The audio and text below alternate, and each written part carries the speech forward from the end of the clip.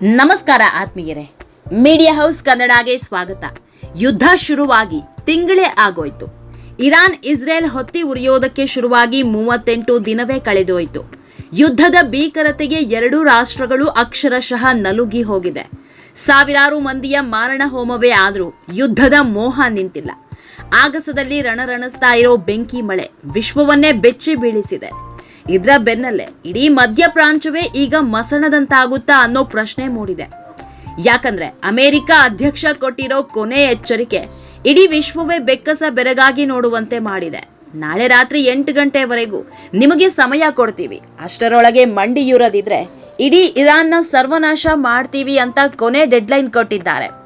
ಯುದ್ಧ ಶುರುವಾದ ಒಂದೇ ವಾರಕ್ಕೆ ಡೊನಾಲ್ಡ್ ಟ್ರಂಪ್ ಷರತ್ತುಗಳ ಸರಮಾಲೆ ಸೃಷ್ಟಿಸಿದ್ರು. ನಾವು ಹೇಳಿದಂತೆ ಕೇಳಿದ್ರೆ ಬದುಕುಳಿತೀರಾ, ಇಲ್ಲದಿದ್ರೆ ವಿನಾಶ ನೋಡಬೇಕಾಗುತ್ತೆ ಅಂತ ಎಚ್ಚರಿಕೆ ಕೊಟ್ಟಿದ್ರು. ಕೊನೆಗೆ ಅಲ್ಪ ದಿನದ ಕದನ ವಿರಾಮವನ್ನು ಘೋಷಿಸಿದ್ರು. ಆದ್ರೆ ಇರಾನ್ ಮಾತ್ರ ಇದ್ಯಾವುದಕ್ಕೂ ಸೊಪ್ಪು ಹಾಕಿರ್ಲಿಲ್ಲ. ಅಮೆರಿಕ ಯುದ್ಧ ವಿಮಾನಗಳನ್ನ ಆಗಸದಲ್ಲೇ ಧ್ವಂಸ ಮಾಡಿದ್ರು. ನಿಮ್ಮ ಹುಟ್ಟಡಗಿಸ್ತೀನಿ ಅಂತ ಬಂದವರಿಗೆ ಮುಟ್ಟಿ ನೋಡ್ಕೊಳ್ಳುವಂತ ತಿರುಗೇಟು ಕೊಟ್ಟಿದ್ರು. ಇದು ಅಮೆರಿಕ ಅಧ್ಯಕ್ಷರ ಪಿತ್ತ ನೆತ್ತಿಗೇರಿಸಿದೆ. ವಾರ್ನಿಂಗೂ ಬಗ್ತಾ ಇಲ್ಲ, ಎಷ್ಟೇ ದಾಳಿ ಮಾಡಿದ್ರೂ ಸೋಲ್ತಾ ಇಲ್ಲ. ಹೀಗಾಗಿ ಕೊನೆ ಎಚ್ಚರಿಕೆ ಸಂದೇಶ ಕಳಿಸಿದ್ದಾರೆ. ಮಂಗಳವಾರ ರಾತ್ರಿ 8 ಗಂಟೆಯೊಳಗೆ ಹರ್ಮುಜ್ ಜಲಸಂಧಿ ತೆರೆಯದಿದ್ರೆ ಇರಾನ್ನ ಅಣುಸ್ಥಾವರ ಸೇತುವೆಗಳನ್ನ ಸರ್ವನಾಶ ಮಾಡ್ತೀವಿ ಅಂತ ಟೈಮ್ ಫಿಕ್ಸ್ ಮಾಡಿದ್ದಾರೆ. ಯಾವಾಗ ಅಮೆರಿಕ ಕಡೆಯಿಂದ ಇಂತಹದೊಂದು ವಿನಾಶದ ಎಚ್ಚರಿಕೆ ಹೋಯಿತೋ ಒಂದಿಷ್ಟು ರಾಷ್ಟ್ರಗಳು ಒಗ್ಗಟ್ಟಾಗಿದೆ. ಪಾಕಿಸ್ತಾನ ಹಾಗೂ ಈಜಿಪ್ಟ್ ದೇಶಗಳು ಅಮೆರಿಕ ಹಾಗೂ ಇರಾನ್ ವಿದೇಶಾಂಗ ಅಧಿಕಾರಿಗಳ ಸಂಪರ್ಕದಲ್ಲಿದ್ದು ಹರ್ಮುಜ್ ಓಪನ್ ಮಾಡಿಸೋದಕ್ಕೆ ಶತ ಪ್ರಯತ್ನ ಮಾಡ್ತಾ ಇದೆ. ಟ್ರಂಪ್ ಕೊನೆ ಎಚ್ಚರಿಕೆಗೂ ಇರಾನ್ ಸೊಪ್ಪು ಹಾಕುವಂತೆ ಕಾಣ್ತಾ ಇಲ್ಲ. ನಮ್ಮ ಯುದ್ಧ ನಷ್ಟ ಭರಿಸೋವರೆಗೂ ಹರ್ಮುಜ್ ಬಂದಾಗೆ ಇರುತ್ತೆ. ಅಲ್ಲದೆ ಹರ್ಮುಜ್ ಮಾರ್ಗದ ವೇಳಾಪಟ್ಟಿ ಸಲ್ಲಿಸುವಂತೆ ತೈಲ ಮಾರಾಟ ಸಂಸ್ಥೆಗೆ ಇರಾನ್ ಸೂಚನೆ ನೀಡಿದೆ. 24 ಗಂಟೆಯೊಳಗೆ ಯಾವ್ಯಾವ ದೇಶ ಎಷ್ಟೆಷ್ಟು ಹಡಗುಗಳ ಸಂಚಾರ ಮಾಡುತ್ತೆ ಅಂತ ಸೂಚಿಸಿದೆ. ಅತ್ತ ಡೊನಾಲ್ಡ್ ಟ್ರಂಪ್ 8 ಗಂಟೆಯ ಟೈಮ್ ಬಾಂಬ್ ಫಿಕ್ಸ್ ಮಾಡಿದ್ರೆ ಇತ್ತ ಇರಾನ್ನ ಸರ್ವೋಚ್ಚ ನಾಯಕ ಮೊಜ್ತಬಾ ಖಮೇನಿ ಕೌಂಟ್ರ್ ಮೇಲೆ ಕೌಂಟ್ರ್ ಕೊಡ್ತಾ ಇದ್ದಾರೆ. ಹೊಸ ವಿಡಿಯೋ ಒಂದನ್ನ ಇರಾನ್ ರಿಲೀಸ್ ಮಾಡಿದ್ದು. ಇರಾನ್ನ ಮಿಲಿಟರಿ ಆಪರೇಷನ್ ರೂಮ್ಗೆ ಮೊಜ್ತಬಾ ತೆರಳಿದ್ದು ನ್ಯೂಕ್ಲಿಯರ್ ರಿಯಾಕ್ಟರ್ನ ಬ್ಲೂ ಪ್ರಿಂಟ್ ಮುಂದೆ ನಿಂತಿದ್ದಾರೆ. ಇದನ್ನೆಲ್ಲ ನೋಡಿದ್ರೆ ನಾವು ರೆಡಿ ಅನ್ನೋ ಸಂದೇಶ ಕೊಟ್ಟಂತಿದೆ. ಕೊಲ್ಲಿ ರಾಷ್ಟ್ರಗಳ ಯುದ್ಧದಿಂದ ಕರುನಾಡಲ್ಲಿ ಗಂಡಾಂತರಗಳ ಸರಮಾಲೆಯೇ ಸೃಷ್ಟಿಯಾಗ್ತಾ ಇದೆ. ಗ್ಯಾಸ್, ತೈಲ ಮಾತ್ರ ಅಲ್ಲ, hotel, lodge, resort, home stay ಸೇರಿ ಪ್ರವಾಸೋದ್ಯಮದ ಮೇಲೂ ದೊಡ್ಡ ಪರಿಣಾಮ ಬೀರಿದೆ. ಯುದ್ಧದಿಂದಾಗಿ ಮೈಸೂರಿನ ಪ್ರವಾಸೋದ್ಯಮ ಸಂಪೂರ್ಣ ಕುಸಿತಗೊಂಡಿದೆ. 40% ಹೋಟೆಲ್ ರೂಮ್ಗಳು ಖಾಲಿ ಹೊಡಿತಾ ಇದೆ.